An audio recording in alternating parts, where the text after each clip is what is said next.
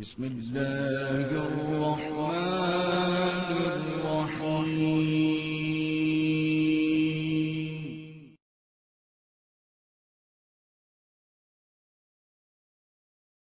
1971 کے بعد سے لے کر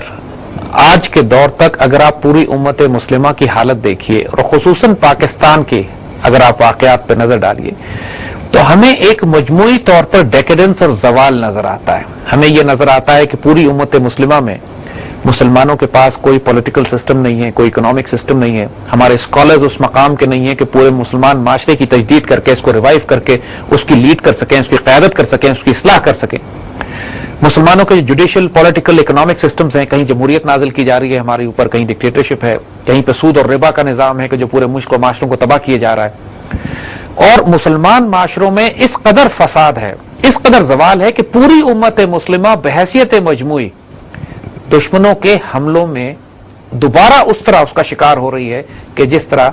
یہ لگتا ہے کہ جیسے ایک دسترخوان پہ کھانا بچھا ہوا ہے اور چاروں طرف سے بھوکے اس کے اوپر حملے کر رہے ہیں۔ یہ ایک وقت حدیث شریف میں بتایا گیا تھا،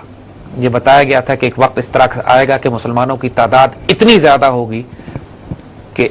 اس سے پہلے کبھی مسلمان اس تعداد میں نہیں ہوں گے، سمندر کی جھاگ کی مثال دی گئی تھی، اس حد تک بھی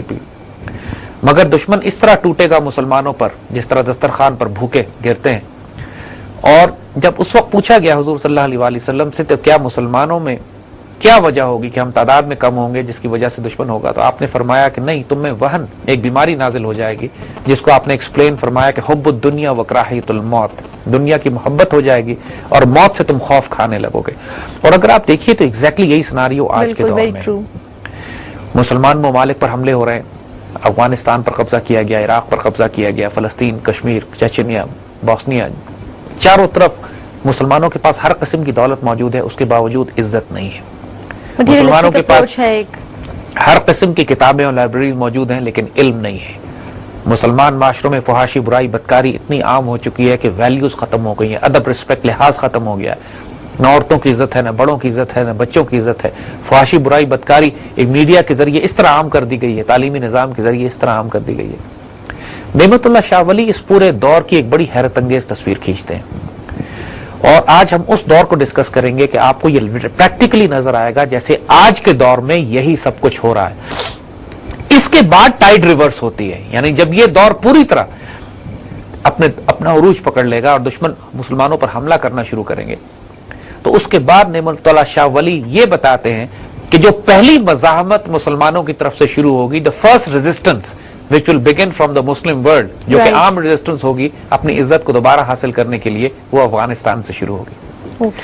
اور نام لیا انہوں نے ملک کا، انہوں نے جو افغانوں کا ذکر کیا، صحیح۔ اور ہم یہ دیکھتے ہیں کہ 1979 کے بعد سے جب سے افغان ریزسٹنس شروع ہوئی ہے، پہلے سوویت یونین کے خلاف اور 9/11 کے بعد امریکنز کے خلاف، دونوں مرتبہ مسلم دنیا میں اگر آرگنائز ریزسٹنس کسی نے دی ہے اور سپر پاورز کو توڑا ہے in high intensity protracted war of resistance, تو وہ افغانستان میں ہوا ہے۔ اور نعمت اللہ شاہ ولی اس کا ذکر کرتے ہیں اس تمام فساد کے بعد کہ جو پوری امت مسلمہ میں مبتلا ہوگا۔ تو ہم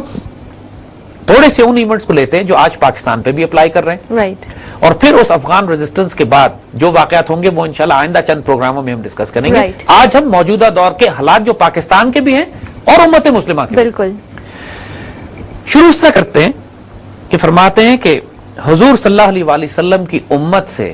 ایسے مجرمانہ فعل ہوں گے، ایسے ظلم کے کام ہوں گے کہ ناقابل بیان، ناقابل یقین۔ آج اگر آپ پوری امت مسلمہ کا حال دیکھیں، از امت محمد سرزد شون بےحد افعال مجرمانہ اعمال آسیانہ، ایسے ایسے مجرمانہ اعمال ہوں گے، ایسے ایسے آسیانہ افعال ہوں گے کہ ناقابل بیان، حضور کی امت سے تصور نہیں کر سکتے۔ آج ہر قسم کا ظلم مسلمانوں میں جو رائج ہے، ہمارے ہاں عزت اور آبرو بھی مسلمانوں ہی کے ہاتھوں بے دردی سے پامال ہو رہی ہے، کسی کی سیلف رسپیکٹ نہیں ہے، عزت نہیں ہے، خیانت ہے، ظلم، ستم، شراب، برائی، بدکاری، سب کچھ جو ہو رہا ہے کہ امت مسلمہ کے معاشروں کا حال ایسا ہے کہ کون سی برائی جو زمانہ جاہلیت میں کفار نہیں کیا کرتے تھے، آج مسلمان معاشروں میں وہ برائی نہیں ہو رہی ہو۔ فرماتے ہیں کہ وقت اس طرح کا ہوگا کہ عالم از علم نالا، دانا از فہم گریاں، نودا برقص اوریاں، مصروف والہانہ۔ حال یہ ہو جائے گا کہ عالم اپنے علم سے نالا ہوں گے کہ یہ علم جو ہم نے حاصل کیا ہے اس کا کوئی فائدہ نہیں ہے، اور جو دانا ہے سمجھدار لوگ ہیں وہ اس بات پر روئیں گے کہ ہماری فہم سے ہماری سمجھ سے کوئی فائدہ اٹھانے والا نہیں ہے. اور عوام الناس کا، لوگوں کا حال یہ ہوگا، نادانوں کا، کہ والہانہ ایک بے شرمی سے بے حیائی سے ناچ گانے کی محفلیں لگائے بیٹھے ہوں گے.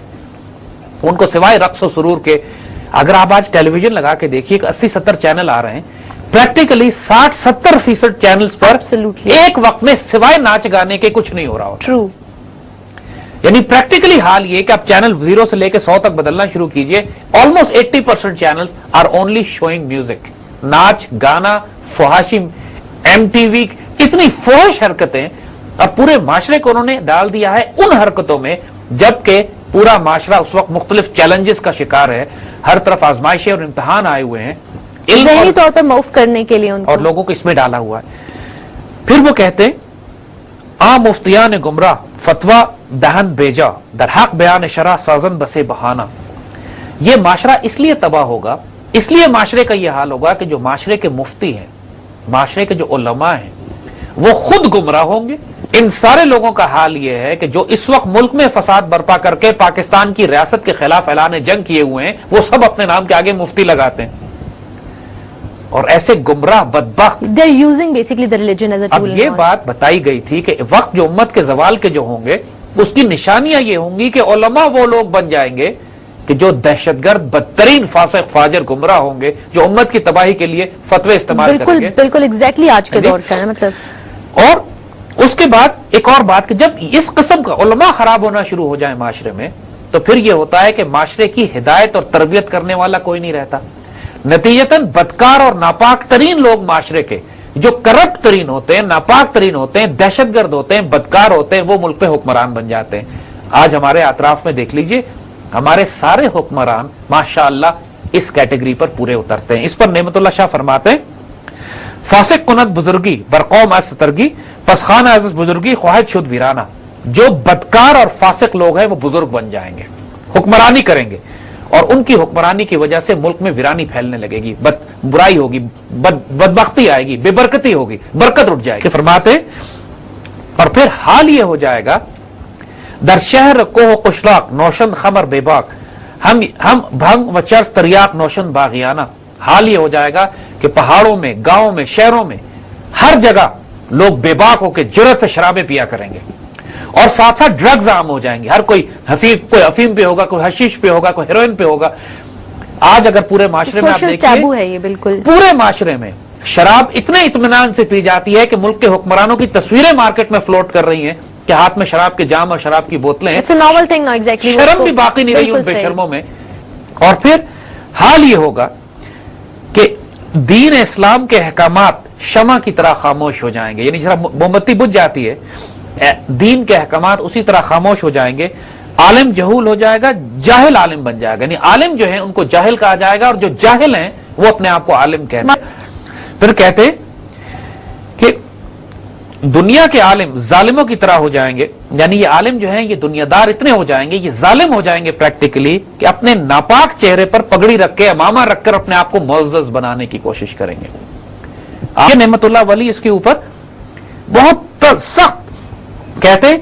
کہ یہ اپنے اوپر اپنی زینت اس طرح دیں گے کہ جبہ پہنا ہوگا، ابا پہنے ہوگی، بڑے بڑے لباس انہوں نے پہنے ہوں گے، مگر حقیقت یہ ہے کہ ان کے اندر سامری کے جادو کی طرح بت چھپائے ہوں گے انہوں نے. اگرچہ بت ہیں جماعت کی آستینوں میں، مجھے حکم اذان لا الہ الا اللہ، یہ ہوگا کہ خود وہ بت پرست ہوں گے. کوئی امریکہ کو پوچھتا ہوگا، کوئی MI6 کو پوچھتا ہوگا، کوئی CIA کو پوچھتا ہوگا، ظاہری میں جو یہ دے رہے ہوں گے کہ ہم بالکل، اور اوپر سے دکھا رہے ہوں گے کہ ہم مسلمانوں اور پاکستان کے بڑے ہمدرد ہیں. حلال جاتا رہے گا، حرام کی تمیز ختم ہو جائے گی، عورتوں کی عصمت زبردستی لوٹی جائے گی. آج کے معاشرے سے زیادہ حضور صلی اللہ علیہ وسلم کی ایک حدیث ہے جس کا مفہوم ہے